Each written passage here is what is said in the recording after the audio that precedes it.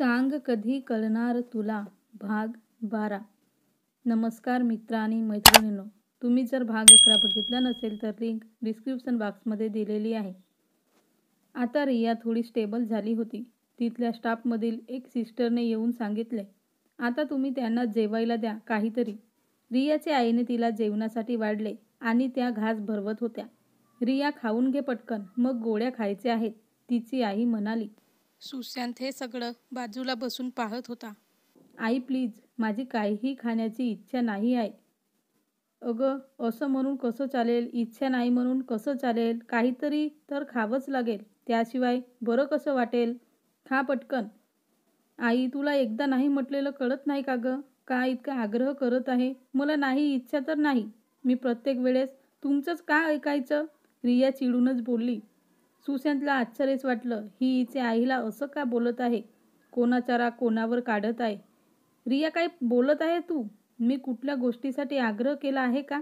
नेहमी तुमच्याच मनासारखं केलं, कधीही तुमच्या मनाविरुद्ध काही केलं नाही. हवं तसं वागू दिलं. तुला माहिती आहे का, जेव्हा डॉक्टर म्हणाले की कुठलं तरी टेन्शन आहे तिला, मला काय वाटलं असेल? मी कुठल्या तरी गोष्टीचं टेन्शन दिलं आहे का? तरीही मला हे ऐकावं लागलं. काय कमी केलंय रिया आजपर्यंत तुला? कसलं टेन्शन दिलं का? तरीही तू असं बोलते. किती कठीण असतं एकटीने सांभाळायचं, तुला नाही कळणार. माझं तुमच्याशिवाय कोणीही नाही. तुमच्यासाठी जगते मी. तुला लागलं म्हटलं की माझं काय झालं असेल हा विचार केला का कधी? आई, तू चिडू नको ना, प्लीज शांत हो. तिला बरं नाही आहे, ती परत तुझ्या बोलण्याचं टेन्शन घेईल, राज म्हणाला. बरोबर आहे, आपण विचार करायचा तिचा आणि तिला टेन्शन येईल म्हणून बोलायचंही नाही. तिने नको का आपला विचार करायला? पटकन खाऊन घ्यावं. गोळ्या औषधी घेतली तर तिलाच बरं वाटेल ना, तिचाच त्रास कमी होईल. बोलता बोलता त्यांच्या डोळ्यात पाणी आलं. त्या लगेच बाहेर गेल्या. राजही लगेच त्यांच्या मागे गेला. रियाला खूप वाईट वाटलं. सुशांत रियाजवळ आला. रिया एकदम त्याच्या गळ्यात पडून रडायलाच लागली. मला खरंच आईला दुखवायचं नव्हतं. मी नव्हतं बोलायला पाहिजे असं, पण निघून गेलं. का मला कुणीच समजून नाही घेत? माझ्या प्रत्येक वागण्याचा चुकीचाच अर्थ निघतो. मला कंटाळा आलाय ह्या सगळ्यांचा. आणि आज तर माझ्यामुळे आईला किती त्रास झाला. मी कोणालाच आनंद देऊ शकत नाही आहे. त्याने तिला जवळ घेतलं. तिच्या डोक्यावरून हात फिरवला. सगळं नीट होईल रिया, फक्त वेळ जाऊ दे. तो फक्त इतकंच बोलला. काकू होतील नॉर्मल. त्यांची मनस्थिती ठीक नाही आहे. त्यांना वेळ दे. आणि तुझ्यामुळे काहीही नाही झालं. उगाचच स्वतःला दोष देत बसू नको. आणि तुला माहिती आहे का, तू खुश असली ना की तुझ्या आजूबाजूचेही खुश असतात. तुला असं दुःखात बघून कोणाला बरं वाटलं तूच सांग. तुला जर सगळ्यांना आनंदी ठेवायचं असेल तर आधी बरं व्हावं लागेल. आणि बरं व्हायचं असेल तर काहीतरी खाऊन गोळ्या औषधी घ्यावी लागेल, बरोबर ना? चल आता पटकन जेवून घे. आणि सुशांतने तिला भरवायला सुरुवात केली. तिला खरं तर अजूनही खाण्याची इच्छा नव्हती, पण सुशांतने इतकं छान पद्धतीने समजावून सांगितलं होतं की तिला त्याला नाही म्हणताच आलं नाही. त्याने तिला गोळ्या दिला. सर प्लीज नको, मला औषधी घ्यायला नाही आवडत. खूप घाण लागतात त्या. मी त्यांच्या वासेनेच आणखी आजारी पडेल. हो का, चालेल, बघू किती आजारी पडते ते. मलाही बघायचं आहे. असं म्हणून त्याने तिला जबरदस्तीने गोळ्या घ्यायला लावल्या. रिया, काय sir? I am really very sorry. चुकलं माझं. मी असं नव्हतं बोलायला पाहिजे तुला. आणि हेही सगळ्यांसमोर तर मुळीच नाही. आणि हे जे काही झालं ना, ते माझ्यामुळेच झालं. मी नसतो बोललो तर कदाचित तू आता तुझ्या घरी असतीस. माफ करशील मला? रिया, बोल ना. सुशांत म्हणाला. मला आता खूप झोप येत आहे. मला आराम करायचा आहे. ह्या विषयावर आता नको बोलायला, रियाने त्याच्याकडे न पाहताच उत्तर दिले आणि डोळे मिटले. सुशांतला बरंच बोलायचं होतं, पण तो निघून गेला. रियाला काहीही झोप आलेली नव्हती. तिला सुशांत गेल्याची चाहूल लागली आणि तिने डोळे उघडले. किती बोलला मला हा सकाळी, पण तरीही आई रागवल्यावर मला सुशांत जवळच का व्यक्त व्हावं वाटलं? का त्याच्या एवढं जवळचं दुसरं कोणीही नाही वाटत? का मी इतक्या हक्काने त्याच्या जवळच रडले? माझ्याकडे इतकी माणसं असताना मी त्या फक्त सुशांतलाच शोधत असते. मान्य आहे, तो चुकतो कधी कधी, पण लगेच माफीही मागतो. पण नेहमी त्याच चुका करायच्या. पण मी आज त्याचा राग आईवर काढला. पण माझा रागही तोच काढतो.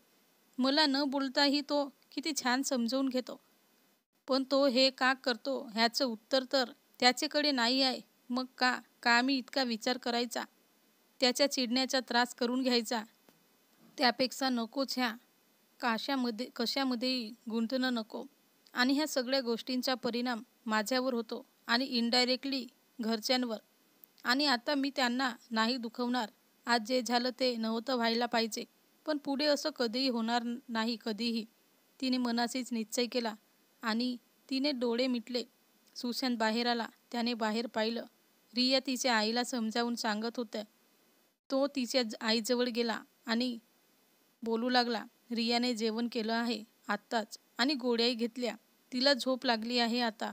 हेच मगाशी केलं असतं तर मला इतकं बोलायचं कामच नसतं पडलं ना.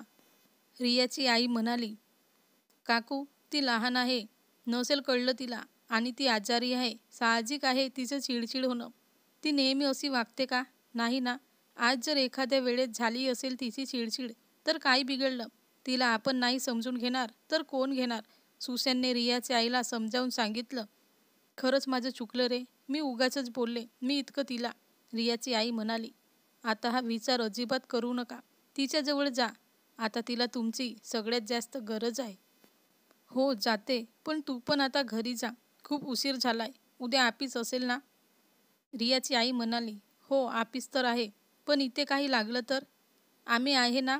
आणि काही लागलंच तर काल करू. आणि आता बरं आहे तिला. उद्या असंही डिस्चार्ज मिळणार आहे. त्यामुळे तू नको काळजी करू. तू जा घरी आराम कर.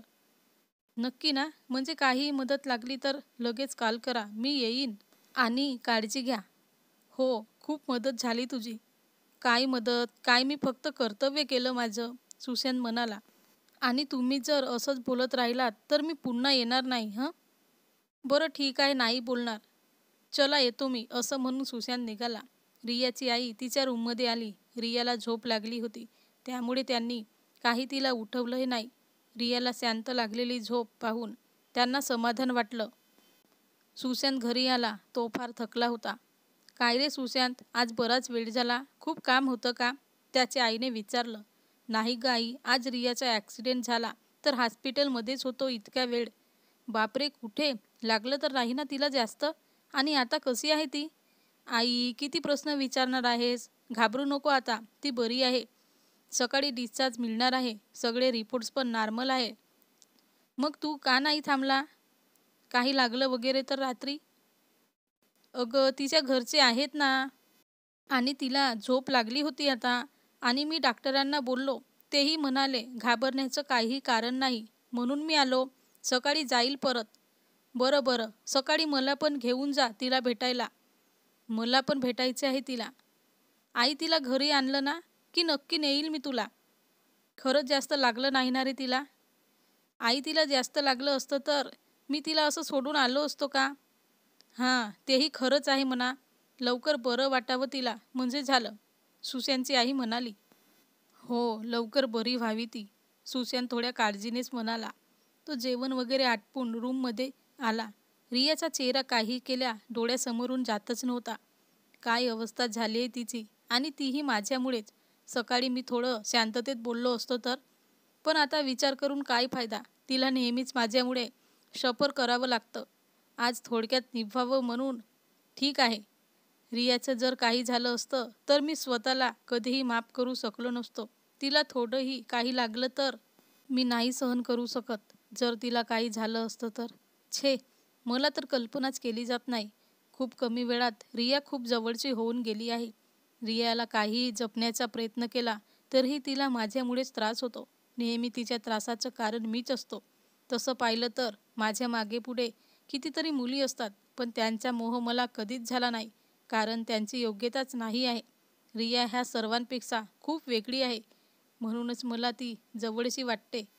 कदाचित आमच्या आयुष्यातील दुःख एकच आहे, म्हणूनही ती जवळची वाटत असावी.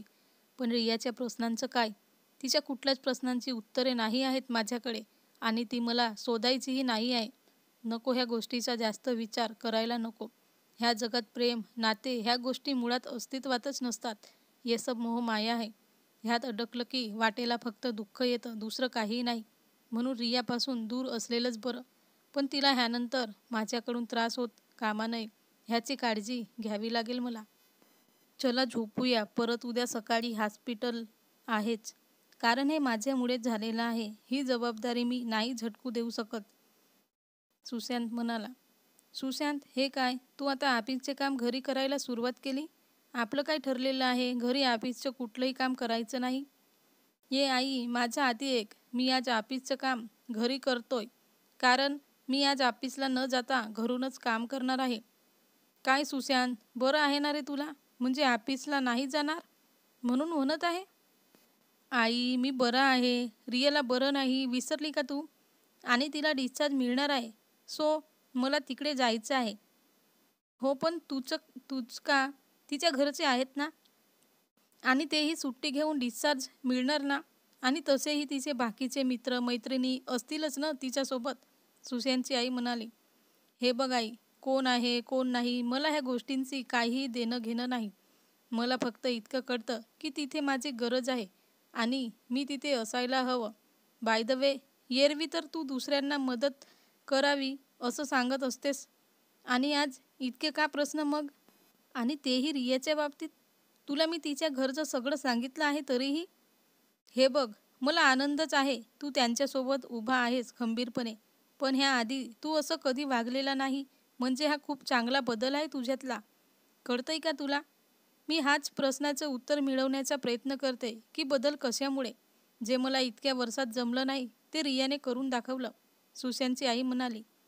हे बघ आई, तुला काय विचार करायचा आहे तो कर. मी फक्त माणुसकीच्या नात्याने मदत करतोय, बस. बरं चल, मला उशीर होतोय, मी निघतो आवरून. तुला सोडायचं आहे का? नाही, मला वेळ आहे. तू जा तुझा. मी जाईन माझी गाडी घेऊन. ठीक आहे, सुशांत म्हणाला.